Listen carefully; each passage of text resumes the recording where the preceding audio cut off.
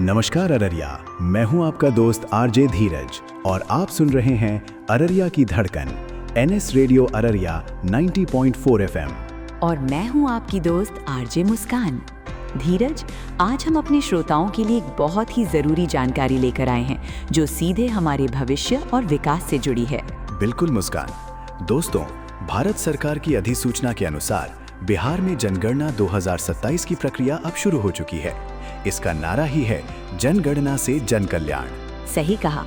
और सबसे अच्छी बात ये है कि इस बार हमारे पास स्वगणना यानी सेल्फ इन्यूमरेशन का विकल्प भी है।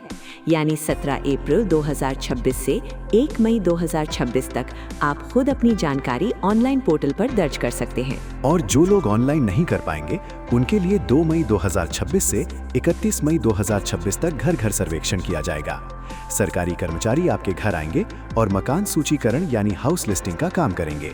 धीरज, मैंने सुना है कि इस बार कुल 33 प्रश्न पूछे जाएंगे। जी हाँ, इसमें आपके घर की बनावट, परिवार के सदस्यों की संख्या, बिजली पानी जैसी बुनियादी सुविधाएं और यहाँ तक कि रेडियो, टीवी या मोबाइल जैसे घरेलू उपकरणों की जानकारी भी शामिल होगी। तो दोस्तों याद रखिए, जनगणना अधिनियम 1948 के तहत सही और पूर्ण जानकारी देना हम सभी का दायित्व है।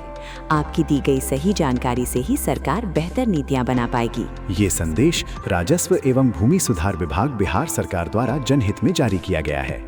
मुख्यमंत्री श्री नीतीश कुमार और उप मुख्यमंत्री श्री विजय कुमार सिन्हा के नेतृत्व में बिहार इस डिजिटल जनगणना के लिए पूरी तरह तैयार है। और हाँ दोस्तों, कमेंट बॉक्स में लिखकर जरूर बताएं कि आपको ये जानकारी कैसी लगी।